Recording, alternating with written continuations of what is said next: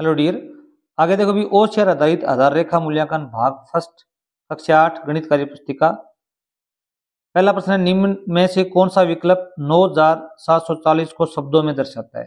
9700 9740 इसमें सही ऑप्शन आपका क्या होगा? अभी राइट होगा। विस्तारित रूप 80,000, 3,000, 20 और 9 की संख्या है। इकाई का अंक 9 है, 9 सब में है। दहाई का अंक 2 है, तो 2 देखो भी यहाँ पर नहीं, दोनों में नहीं है, तो ये ऑप्शन दोनों कट हो गए।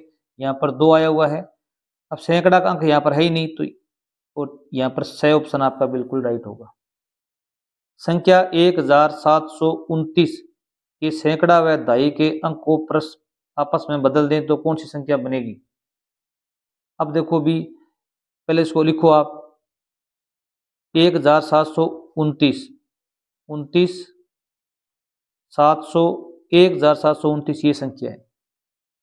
इसमें हमें सैकड़ा का 7 है और दहाई का 2 है, तो यहाँ पर 7 की जगह 2 आ जाएगा और 2 की जगह कितना आ जाएगा? 7 आ जाएगा, तो ये संख्या बनेगी।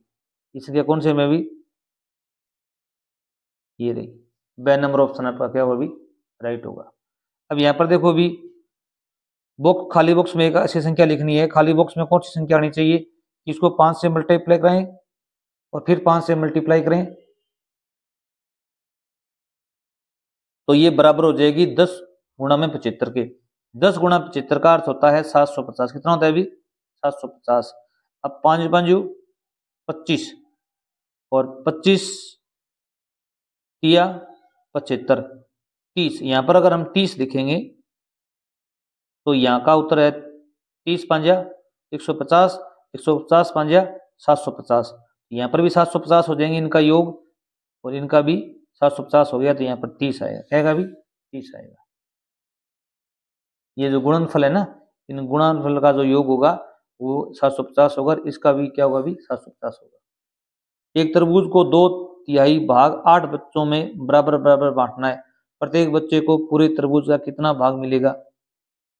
अब 8 बच्चों को बांटना है, कितना? 2/3 भाग है, तो 2/3 भाग 8 ये उत्तर हो जाएगा। ठीक है, 2/3 मतलब 2/3 को कितने से भाग देना है? अभी 8 से भाग देना है। हल कीजिए। 564 को 12 से भाग देना है, तो आप 564 को 12 से भाग दे सकते हो, तो कितना उत्तर आएगा? अभी 12 जो का 48। यहाँ पर कितना है? अभी 16 में से 8 गए, इधर सिल्ली 16 में 8 गए 8, 12 7 84। यहाँ पर 47 आपका आंसर आ जाएगा।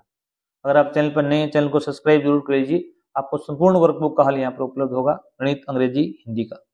दिए गए समूह में से किस समूह में एक दूसरे की समतुल्य भिन्न है? समतुल्य भिन्न क्या होती है? भी जो एक दूसरे से सरल करने पर वही प्राप्त होती है दोबारा। 1/3 2/3 ये तो नहीं है।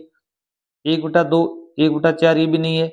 1/2 2/4 ये समतुल्य भिन्न है, क्योंकि 1 का दुगुना कितना होता है? अभी 2, 2 का दुगुना कितना होता है? अभी 4। अब 1/2 को हम 2 से मल्टीप्लाई करेंगे तो कितना प्राप्त होगा? 2 2 दूनी 4, 2 1 का 2 2 दूनी 4। अगर 3 से करेंगे कितना होगा? अभी 3 1 का 3 3 2 6। ये समतुल्य भिन्न है 1/2 की। यहाँ पर आपका आंसर आ जाएगा। दिए गए दशमलव भिन्न में से सबसे छोटी दशमलव संख्या है 0.11, 0.011, 0.101, 0.0101। तो सबसे छोटी संख्या पूछी है, तो दशमलव के आगे जितने ज्यादा अंक होंगे वो सबसे छोटी होगी। ये संख्या सबसे छोटी है इनमें से। इस प्रकार भी आप कह सकते हो, जैसे यहाँ पर 1 है, 1 है वो 0 से बड़ा होता है, और 1 है यहाँ पर 0 है। तब अब यह भी ये दोनों संख्या इनसे बड़ी हैं। फिर यहाँ पर देखो 0 के बाद में 1 आ गया, यहाँ पर कितना आ गया? अभी 1, ये दोनों बराबर हो गए। फिर यहाँ पर 1 आ गया, यहाँ पर 0 है, तो ये 0 क्या है? अभी छोटी संख्या हो जाएगी। आगे देखिए भी निम्न में से सबसे छोटी भिन्न है। छोटी भिन्न देखो भी इसमें या तो अंश सेम होगा या हर सेम होगा। हर में 6 6 6 सेम है, जिसका हर सबसे छोटा होगा वो अंश सबसे छोटा होगा, वो छोटी होगी। 2 3 6 4 में 2 सबसे छोटा है, तो ये सबसे छोटी है। ठीक है, 6 सबसे बड़ा है, इनमें से 2 3 6 4 में ये सबसे बड़ी भिन्न हो जाएगी। अगर अंश सबसे छोटा होगा, हर सेम है, तो वो छोटी भिन्न होगी, अंश बड़ा होगा वो बड़ी होगी। निम्नलिखित में से कौन सी संख्या 279 का एक गुणनखंड है? 279 में किसका भाग जाता है अभी? 6 का, 9 का, 2 का भाग नहीं जाता, तो इसमें 6 की गुणनखंड नहीं है ये। ठीक है, 9 का, अब इसमें अगर भाग जाता हो, इन सभी संख्याओं को योग कर लो, 7 2 9 18, 18 में 9 का भाग जाता है, 9 की गुणनखंड है, 9 की गुणनखंड है। 9 और 3 का एक ही नियम है, अगर इन सभी संख्याओं का योग है वो 9 से 3 से विभाजित हो तो 9 से वो उसका गुणनखंड होगा।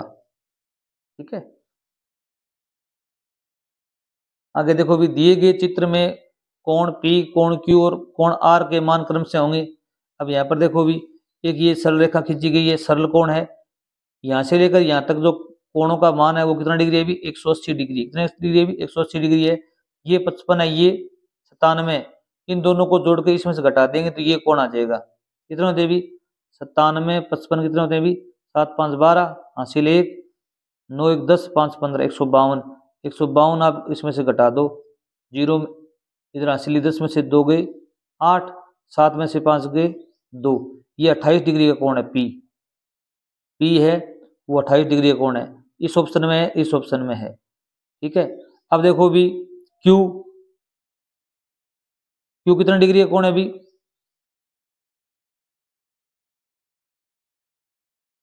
ये क्यू रहा, ये क्या है भी? 180 डिग्री का कोण है। ठीक है, कितना है भी? 180 डिग्री का है।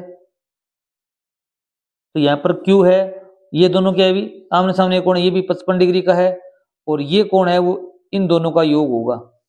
ठीक है, 97 और 28 को जोड़ेंगे तो 125 आ जाएगा। इसमें ये ऑप्शन आपका क्या होगा भी? राइट होगा।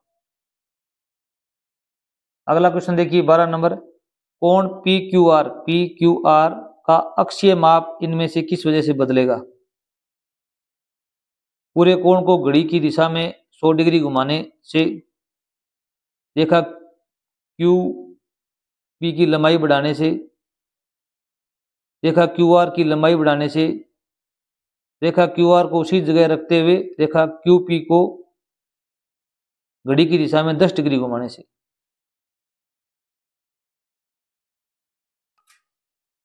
इसमें आपका ये ऑप्शन सी होगा, रेखा QR को उसी जगह रखते हुए रेखा QP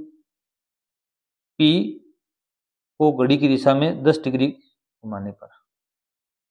अब देखो भी प्रश्न संख्या 13 है, 16 और 24 का महत्तम समापवर्तक निकालना है, HCF निकालना है।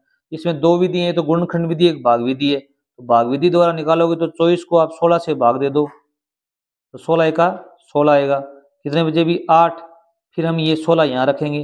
अब 8 का पूरा पूरा भाग जाता है, 8 दूनी 16, ये 8 ही इसका क्या होगा अभी? HCF होगा। 14 नंबर देखो भी, 5 7 10 का लघुत्तम समापवर्तक एलसीएम निकालना है। तो आप इसे कैसे निकालोगे भी? 5 7 और 10 के आप गुणनखंड कर लीजिए।